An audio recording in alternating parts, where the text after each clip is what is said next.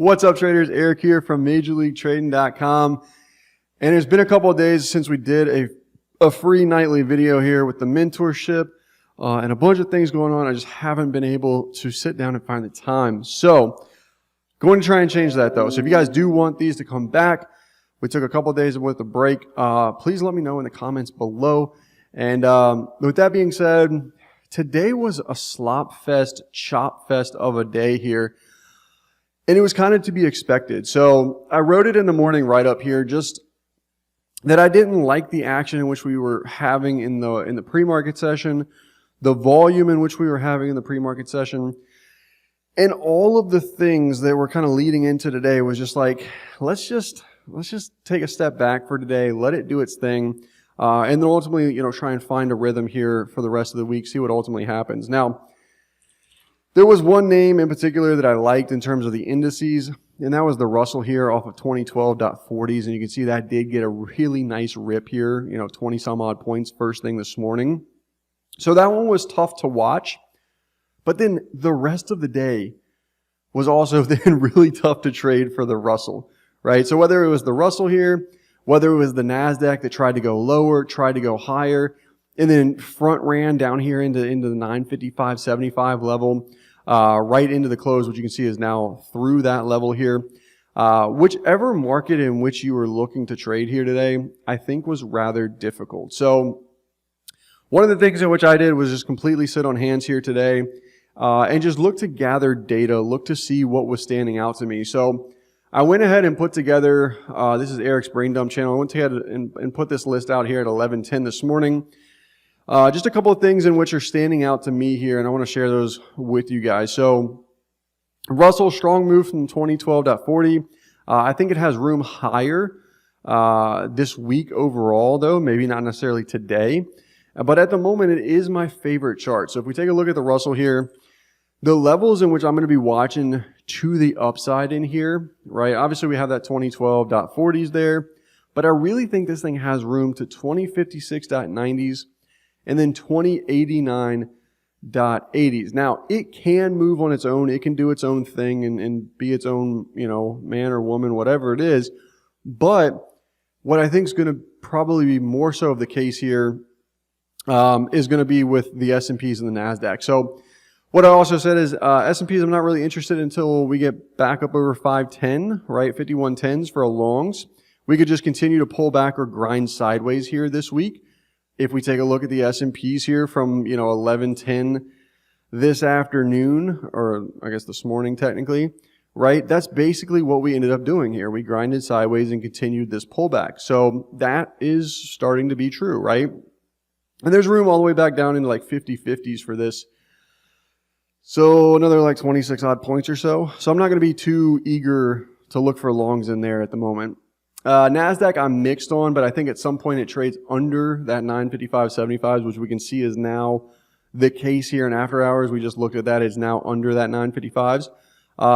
Whether it can get back in an uptrend or not will determine whether longs are on the table. So if we continue this downtrend right now, where NASDAQ's pushing lower, S&Ps are pushing lower, all of these things, then I'm not going to be interested in any longs here at the moment.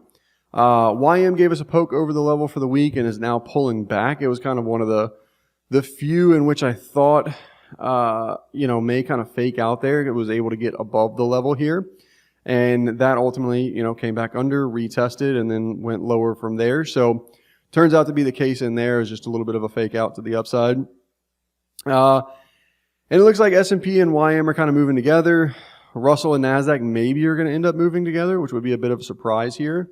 I think ultimately Russell's going to kind of stand on its own feet, and then the rest of the markets will, kind of probably get smacked here. So what I also wrote with this, Apple weakness here is real. So Apple, while the rest of the market was basically trying to go sideways this morning for this chop fest of a day, was actually working its way lower, closed down, $1 and some change here. This daily chart does not look great in Apple at the moment, neither does the weekly chart. So I like this one for potential downside action. Talked about, hey, maybe this thing could get smacked. Tesla here was flip-flopping all day, under 190.17s. I like it for a move lower, especially if the market rolls over, meaning, hey, if NASDAQ can't work back into this uptrend under 955s, then Tesla under 190s is potentially on the board. PA&W here. Also, before we go to PA&W, Google here. I didn't have this one added to this brain dump channel just yet, but this one stands out to me today. It's down 4.44% here. This thing's got some more room to the downside. I'm going to craft up a full entire plan on this thing and drop it on my Instagram. So if you're watching this on YouTube, be sure to check that one out. But I like this for more downside here on the week, and I think it can probably ultimately push, somewhere down here towards like 132s. So it's got some pretty decent room, especially if the market stays with it.